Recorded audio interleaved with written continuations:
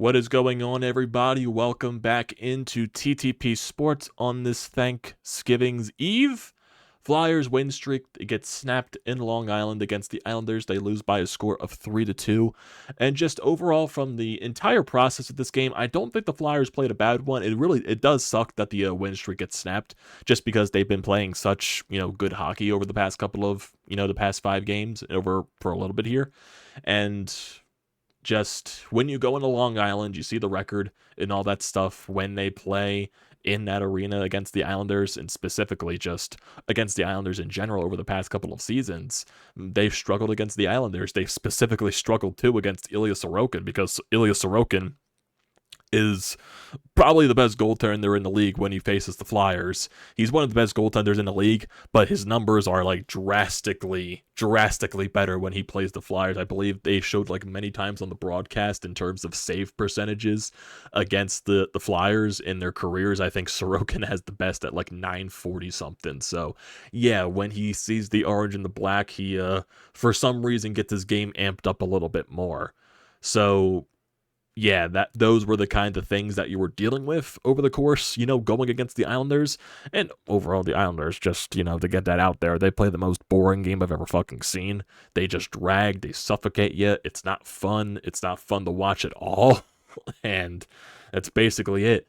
But for the Flyers standpoint, I don't think they played a bad game at all. I thought they played a good game. I thought there were certain sequences throughout this game where they outplayed the Islanders, but, it comes to those certain other situations where you didn't outplay them. You make a few defensive mistakes, you have a couple of lapses entering the defensive zone, and those end up in the back of your net, especially on a goal very early in the game where Mark Stahl, who enters back into the lineup after, missing a couple of, weeks, months here, and instantly turns the puck over on his own red line. And then here's Yegor Zamula looking completely lost down low, and Anders Lee, the Islanders captain, is just all down low right next to Carter Hart all by himself, and he gets a couple of whacks, one too many whacks, the puck at Hart as he's trying to hug his post, and just all those whacks that Lee gets and manages to get the puck into the back of the net. Can you say it's a weak goal by Carter Hart when Anders Lee is basically uncontested? Like, no one is down there putting a body on him. None of your defensemen, not Zamula, not Stahl. So that was not a good first shift for those two guys, because it ends up in the back of your net and it's 1-0 Islanders. But as the period goes along, the Flyers get a lot more chances. I would say, the last half, the final 10 minutes of that first period, the Flyers were getting the plethora of the chances. They were the team that was outplaying the Islanders. It was just Sorokin standing on his head. And the Flyers, they were just generating scoring chances after scoring chances. They would have some extended time in the offensive zone, just can't find a way to bury one. Or, they would just pass it one too many times, or they were trying to do something a little too much there. But still, at the end of the first period, I thought overall they were the better team. But sometimes the better team doesn't always end up with the lead after the first period. It's 1-0 Islanders. Then the Islanders, they get the second goal of the game off of a shift in your defensive zone where you're just completely stuck there. You also do get a power play during this period where you don't score on, so I guess that also implicates into the momentum shifted into the Islanders' favor in this section. But your shift is out there for an extended period of time. And this is also, once again, Mark Stahl and Yegor Zamula out there for an extended period of time. They're out there. It felt like at least eons. It felt like it was at least years that they were out there for that long during that shift in the defensive zone. And especially when you're in the second period, it's the long shift. So you're going to take some time to getting back to your own bench. So it's very difficult to do that point when you're so far down and hog-tied in your own defensive zone. The Islanders, they're just puck handling, they're stick handling, they're, keeping it away from you. They're just basically hovering it around your own zone for a while here. Then they throw a shot from the point after, a section where you can't clear the puck. You turn it over. They throw it to the net. Brock Nelson is once again another Islander completely uncontested in front of Carter Hart. He just puts the perfect redirection on that puck, and it ends up going behind Hart. Like, when you look at the shot initially, it's completely going wide, but then Nelson just gets a perfect stick on it, and it somehow redirects right past Hart and into the corner of the net for a 2-0 Islanders lead. So it's just in that situation where and you got completely outplayed. And then you see John Tortorella on the bench completely in fumes because to this point, Zamula and Stahl were out there again. And once again, it was a shift where they were getting hemmed in their own zone. And Zamula just did not have a good game. Yegor Zamula, I don't know what to say about him. He, in my opinion, he's just a guy. He's not that good. I know there was a lot of hype surrounding him, when he was in the prospect pool. But once again, he's another situation. He's an undrafted defenseman. And it's kind of Phil Myers' situation. That's what it just reminds me of. He's a big body, but doesn't use the big body. There's games where it looks like he makes good decisions. There's a lot of games where it looks like he just doesn't know what he's doing and he's hesitating a lot. You got a lot of that latter in this game where he's hesitating. He doesn't know what he's doing. He looks lost out there. And that was exactly what happened tonight. He just wasn't good. And now that you have Mark Stahl back, and it also sounds like Rasmus Ristolainen is getting closer and closer to coming back as well because I believe he was cleared for contact. Yegor Zamula's time might be, getting a little bit close to being done here in this, part of the season. You also got Belpedio, who, in my honest opinion, didn't deserve to be healthy scratch, but that's what happens to a guy like a Belpedio. He's not going to be in the lineup every, now and then when you have a more established guy like a Mark Stahl. Stahl's going to get into the lineup more over a Belpedio, so that's just what you're going to have to deal with, but who knows, maybe for Friday's game against the Rangers, maybe Belpedio gets back in, and Zamula's the one that's benched. And we'll wait to see what happens with Rasmus Ristolainen, but who knows when he's going to get back into the lineup as well. Because he is cleared for contact, but maybe Torts wants to get him into like a few practices here and there, just, make sure he's ready to go and all amped up and all of that before, just throwing him right into the lineup. So we'll definitely wait and see on that standpoint. But Zamula overall just hasn't impressed me. He's just a guy at this point, in my honest opinion. I don't see him as a guy for the future of this team. He just hasn't looked good at all, in my honest opinion. He got that goal in the home opener, but overall, basically, since then, he really hasn't been much, in my honest opinion. He's had some good moments here and there, but overall, he just has been He's been to not good, in my honest opinion. That's just how I feel about him in the entire situation. But you do get a goal late in the second period. You get a nice little, zone of possession, a nice little rush up the ice. Owen Tippett makes a beautiful pass over to Cam York, but then Sorokin absolutely stones York on the initial shot. The rebound comes right back to York. He spins around, does a little spin-a-rama, just throws the puck backhanded on the net, and I guess Sorokin didn't see the initial shot because he was still trying to get back into position after making the save, and the puck just ends up going into the back of the net. So you cut the lead in half. It becomes 2-1, so a nice little, get, back yourselves back into the game there. A nice little goal there by Cam York, make it a 2-1. And then you had some, possession and all that from the rest of the period. But, it remains 2-1 going into the third. And then the Islanders, they cash in early in the third period off of a defensive lapse where your fourth line's out there. And once again, it's another Islander just completely uncontested. Brock Nelson gets his second of the game on a zone entry where Deloria looked like he was confused on where to go. Does he cover the man? Does he cover the pass? And he got caught in between, and Nelson's just left wide open, and it's an easy tap-in for him to make it a 3-1 Islanders lead. And then the Islanders had their, certain situations in this third period where they had possession, and the same thing for the Flyers. Flyers get one late. In this game, besides I believe there's only 2 penalties called the entire game. There was like a 4-on-4. The Islanders eventually got a power play.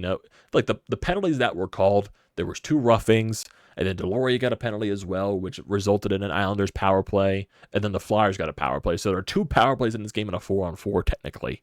So there weren't really that many penalties being called, and there definitely were some missed calls on both sides. Sometimes you see Konechny getting tripped and nothing happens there. You see the Islanders getting tripped and nothing happens there. So the refs were just letting them play, and yeah, if you're going to let them play, I don't mind that. But if there's something that's pretty obvious, you're going to have to call it, and sadly, the refs just didn't do that. It's not the reason why you lost this game. That's just something I wanted to point out there. But Flyers, they're generating their pressure as you're going through the third period, and a huge shift from Hathaway late. He completely destroys one of the Islanders' defensemen behind the net. Flyers keep the possession. They throw one towards the net, and here's Joel Farabee intercepting that nice pass from Bobby Brink, and it's an easy tap-in for him as well. Becomes a 3-2 game, all started from Hathaway. just completely burying that Islanders player, getting him a little frustrated, getting him out of the play, and it allows you to set that up, keep the puck in the offensive zone, and that beautiful pass from Bobby Brink over to Joel Farabee, which is just right on the money, in my honest opinion. Great play there. And now you're back in business. It's a 3-2 game. Maybe you have a chance to pull the goaltender and get the extra attacker out here in the final few minutes. Well, the final few minutes, the Flyers really didn't generate any pressure because they couldn't win the faceoff.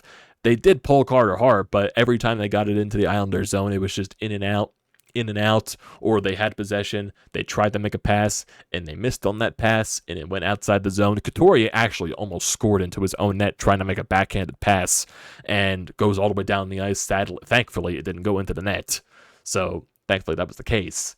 But they just couldn't win faceoffs, they couldn't win battles, and that's just what happened.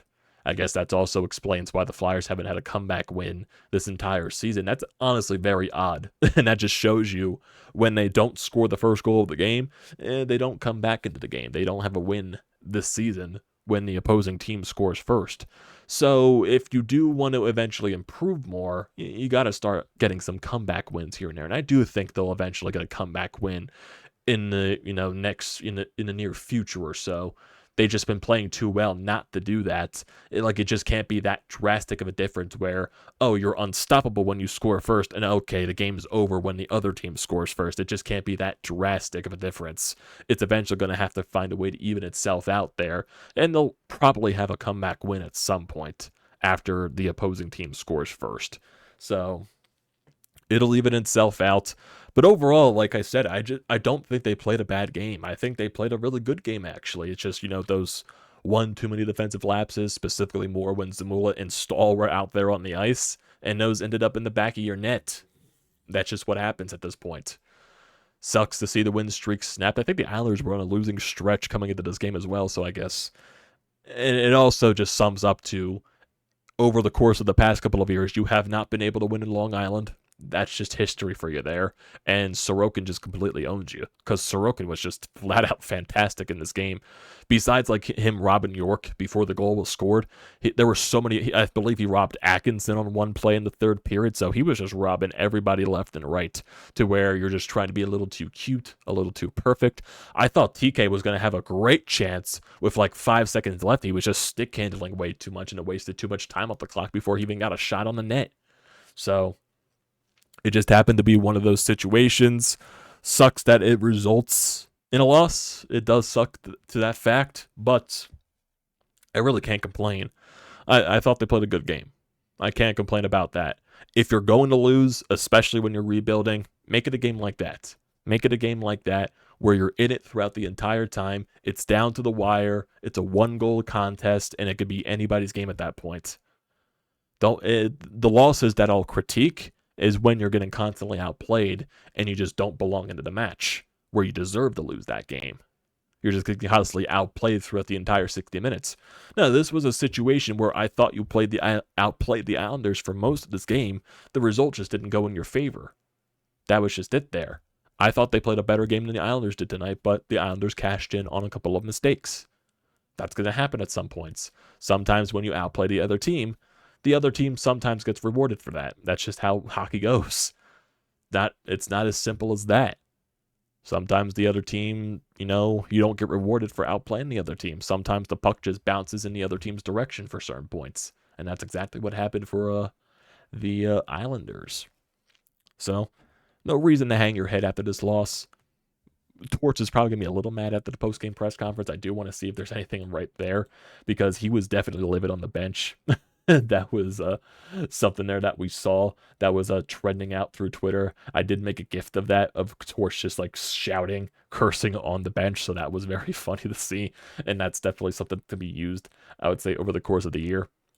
But if we look at the Flyers' upcoming schedule, because this is going to be a very long stretch against the Metropolitan Division. I believe they play 8 straight games, including tonight, against the Metro. Because, it started on Sunday against the Blue Jackets, so that starts a span of 8 straight against the Metro Division. So you won that game against Columbus on Sunday. You lose tonight. You play the Rangers on Friday afternoon on Black Friday, so that's going to be a very, very difficult game. The Rangers, they're first in the Metro. You're second in the Metro. Should be a very heavily watched game. It's going to be packed at the Wells Fargo Center, probably. I'm sure a lot of Rangers fans are going to travel down to the Wells Fargo Center. Hopefully the Flyers fans don't let them take over the barn, but I wouldn't be shocked if that's the case because Rangers fans do travel well, especially when their team is playing good. But then, directly after the Rangers, you're back playing in Long Island on Saturday night against this Islanders team again. So you're seeing them 2 times in these next 3 games, both in Long Island. And then you have a couple of days off, Sunday and Saturday and Monday. Then you play the Carolina Hurricanes on Tuesday at home. And then on the 30th, you play the Devils at home. And then going into December, you play back-to-back games against the Penguins, one on the road and one at home on a Saturday and a Sunday. So that'll be interesting there before you go back on another West Coast road trip after that Pittsburgh game against Arizona, Colorado, and Nashville into the middle of December. And then just looking again at the head of the schedule, home game against the Capitals, home game against the Detroit Red Wings on the 16th of December, road game on the 19th against the Devils, home on the 21st against the Predators, road on the 22nd against the Red Wings. Then you go on your Christmas break, and then you go on your West Coast road trip again, Vancouver, Seattle, and Calgary. Calgary on New Year's Eve, so that's interesting. And then you also, they were eventually going to get their Western Canadian road trip. That's kind of what they replaced the California road trip after Christmas, because normally they always played in California during Christmas, but now it's Western Canada they play during Christmas. So, what are you going to do? But these next few games can definitely show what this Flyers team is made of. Because if we're looking at the standings right now in terms of the Metropolitan Division, the Flyers, after this loss, they actually jumped down to 4th place in the Metro Division with 21 points, 1 point behind the Hurricanes and the Capitals. And they're 6 points behind the Rangers. So even though the Flyers have played 19 games, a lot of these other teams have a lot of games in hand over the Flyers. So we'll see how that progresses at this point. But overall, can't complain about this game. I thought they played pretty good. But overall, losses will happen. But if you're going to lose, make it look like this. Make it look like this. And I'll have no complaints after that. So that's where we're going to leave it off here, boys, tonight. What a day here watching some Flyers hockey. What is it going to be for this next few days here? Flyers play on Friday. Rangers, so we'll have a recap after that. We'll probably have a recap after Saturday night's game as well against the Islanders. So a little bit on here on the docket. Then we'll have Eagles on Sunday when they play the Buffalo Bills. So, we'll have the off day tomorrow for Thanksgiving and all that stuff. And then we'll come right back at it on Friday, basically after the Rangers game and all that stuff. And then we'll be back to busy this weekend with the recap. So definitely stay tuned for all of that. But for now, that's going to do it for tonight. So I appreciate you guys tuning in to this recap. So don't forget to leave a comment in the comment section down below. Don't forget to drop a like on the video. Do not forget to hit that subscribe button. It does me a great deal of service. Join the channel. Helps me out with the algorithm. Same thing, when you drop a like, when you leave a comment. Helps me out so much with the YouTube algorithm. Help me out there. I would appreciate you for that. Also use the code TTPSPORTS, $20 off your first purchase at SEATGEEK. Great deal. Don't pass it up. Thank you guys for joining tonight. I hope everyone here that tunes into this has a very happy Thanksgiving. And for people that don't tune into this, all the subscribers out there, subscribe to my channel. Hope you guys have a very happy Thanksgiving with all your families, however you celebrate it. And yeah, that's where we'll leave it off here. Enjoy tomorrow. We'll be back on Friday. And we'll leave it at that. I'll see you guys next time.